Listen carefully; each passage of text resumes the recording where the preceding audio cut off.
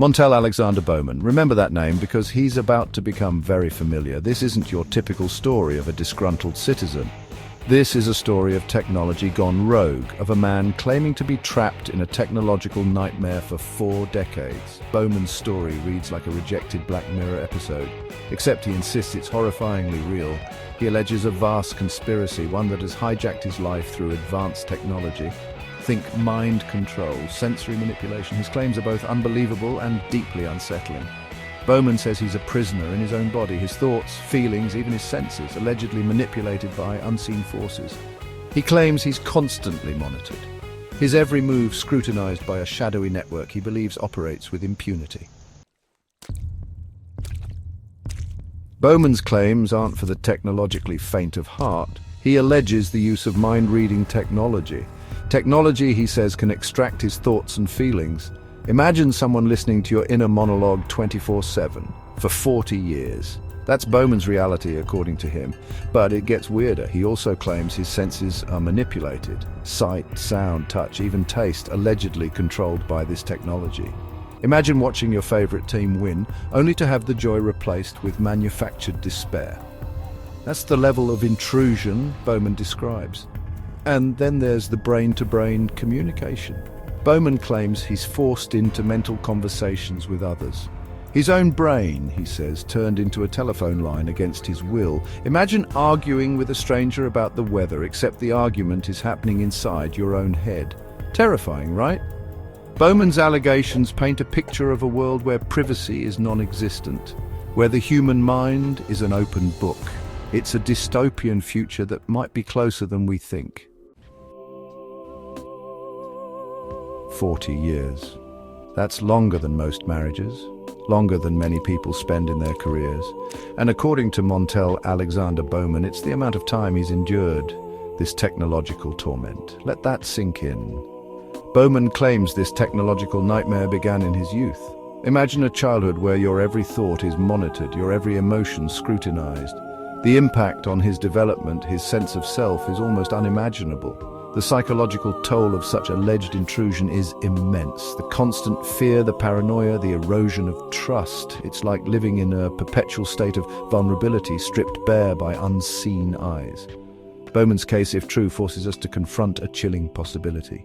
Could someone be subjected to such invasive technologies for decades without anyone noticing? It's a question that should send shivers down your spine. Montel Alexander Bowman isn't just crying foul, he's lawyering up. He claims his ordeal violates a laundry list of US laws and international treaties, and he's not wrong, on paper, at least. The Fourth Amendment, that pesky little thing about unreasonable searches and seizures, Bowman says it's been trampled on. He argues that accessing his thoughts is the ultimate invasion of privacy. And he might have a point. Then there's the USA Patriot Act, that post-9/11 behemoth that expanded surveillance powers. Bowman claims it's been used against him, a citizen, not a terrorist. He's not alone in his concerns about the act's potential for overreach. And let's not forget the Electronic Communications Privacy Act. It's supposed to protect our digital lives. But what happens when those digital lives bleed into our very thoughts? Bowman's case throws a wrench into the legal gears. Section 5. Whispers in the code, conspiracy theories and allegations. Hold on to your tinfoil hats, folks, because Montel Alexander Bowman's story takes a sharp turn into conspiracy theory territory, and it's a doozy. Bowman doesn't just blame shadowy government agencies or rogue tech corporations. He goes full-on global conspiracy. He alleges American police are on the take, bought and paid for by foreign spies. Their mission? To use him for nefarious purposes, but it gets wilder. Bowman throws around terms like black market and dark forces. He claims they're exploiting him, though the specifics are murky. He paints a picture of a hidden world operating beneath the surface of our own. Is Bowman a victim of a vast, coordinated conspiracy, or is he a man grasping at straws, trying to make sense of a reality he doesn't understand? It's a question that may never have a satisfactory answer. Section 6. A nation watching Bowman's claims of mass surveillance. Here's where Montel Alexander Bowman's story takes a truly chilling turn. He claims he's not alone in his technological prison. He alleges that millions of Americans are being monitored alongside him. Their reactions to his every move, he says, are tracked and analyzed. Imagine a reality show where you're the unwitting star, except instead of cameras, it's your own thoughts and emotions being broadcast. That's the scenario Bowman paints, a nation of voyeurs plugged into his life without their knowledge or consent. Is Bowman's claim of mass surveillance a glimpse into a terrifying future? A world where privacy is a distant memory? Or is it the delusion of a man pushed to the brink? It's a question that strikes at the heart of our relationship with technology. If Bowman's claims are even partially true, it means the line between our digital and physical selves has been irrevocably blurred, and that should scare the living daylights out of all of us. Section 7. The Price of Injustice, a $250 demand. Montel, Alexander Bowman, isn't just seeking justice. He's on a mission to make a statement that reverberates through the corridors of power. He's seeking a whole heap of cash. How much? Enough to make headlines around the world. Oh, just a cool $250. Yes, you heard that right. That's a 1 followed by 15 zeros, an unfathomable amount for most of us. To put it in perspective, it's more money than exists on planet Earth. It's a sum that defies comprehension. Bowman argues that this astronomical sum is the only way to right the wrongs he's suffered. He believes it's the price of his stolen life. He claims he's owed for decades of pain, suffering, and the theft of his very essence. The emotional toll is immeasurable. It's a demand that would make even the greediest corporate overlord blush. The sheer audacity of it is staggering. Is Bowman's demand for a $250 justified? Or is it a desperate cry for help? Or is it a symptom of a system that's failed him, leaving him with nothing but outrage and a seemingly impossible request?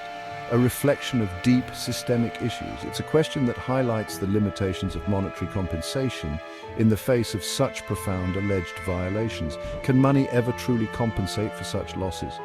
Bowman's case, regardless of its validity, forces us to confront an uncomfortable truth, the inadequacy of our current systems to address such grievances. How do you put a price tag on the theft of a mind? On the violation of a person's very being? These are questions that defy easy answers. On the violation of a person's very being, the emotional and psychological scars run deep. The answer, it seems, is a lot more complicated than a single number. It's a complex web of justice, compensation, and human dignity. Section 8, Between Fact and Fiction, the Burden of Proof. Here's the catch-22 of Montel Alexander Bowman's story. It's a tale that straddles the line between the plausible and the fantastical. His claims, while extraordinary, are just that, claims. They are assertions that demand scrutiny and skepticism. He's light on concrete evidence. No smoking guns, no whistleblower testimonies. Nothing that can be held up as irrefutable proof, just his word against, well, everyone. It's a lonely battle, one man's voice against a chorus of doubt, and that's the crux of the issue. The heart of the matter lies in the nature of proof itself. How do you prove something as intangible as mind control? How do you present evidence for something so elusive, as invasive as thought theft? The very idea seems to slip through the fingers of conventional legal frameworks.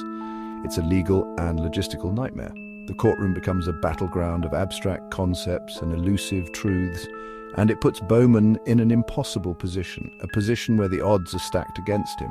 The burden of proof, as they say, is on the accuser, but what happens when the accusation itself defies belief? But what happens when the accusation itself seems ripped from the pages of science fiction, when reality and fiction intertwine? It's a question that legal systems around the world are grappling with as technology outpaces our ability to regulate it. The future is here, and it's challenging our very notions of truth. Bowman's case is a stark reminder that the truth can be elusive, that what we see isn't always what is. Especially in an era where technology blurs the lines between reality and fantasy, where the digital and the real are almost indistinguishable. It's a cautionary tale about the power of belief, the limits of proof, and the very nature of what we consider to be real. A story that forces us to question the very fabric of our reality. Section 9, The Future of Privacy, Bowman's Case and its Implications. Montel Alexander Bowman's story, whether true or the product of a troubled mind, forces us to confront a future that's both exhilarating and terrifying. It challenges our understanding of reality and fiction, blurring the lines between what is possible and what is ethical. A future where technology permeates every aspect of our lives, including our thoughts, from the devices we use daily to the very fabric of our social interactions. Technology is becoming an inseparable part of our existence. Bowman's case, regardless of its outcome, serves as a warning. A cautionary tale that reminds us of the potential dangers lurking in the shadows of technological progress. A reminder that the erosion of privacy is a slippery slope. Once we start down this path, it becomes increasingly difficult to reclaim our personal spaces and private thoughts. And once our inner worlds are breached, there's no turning back. The sanctity of our minds, once invaded, can never be fully restored. The questions raised by Bowman's case are bigger than any one man. They touch on the core of our societal values and the principles we hold dear. They're about the future of privacy in a digitally connected world, a world where every click, every interaction, and every thought could potentially be monitored and analyzed. They're about the balance between technological advancement and human dignity. How do we progress without losing our essence, our humanity? And they're about the very essence of what it means to be human in an age of intelligent machines, machines that can think, learn, and perhaps even feel. One thing's for sure, until Alexander Bowman's story is far from over, it is a narrative that will evolve and grow as our relationship with technology deepens. It's a story that will continue to be written in courtrooms, in research labs, and in the quiet anxieties of anyone who's ever felt the seductive pull of technology and the uneasy fear of its potential consequences. A story that will shape our future and define our legacy.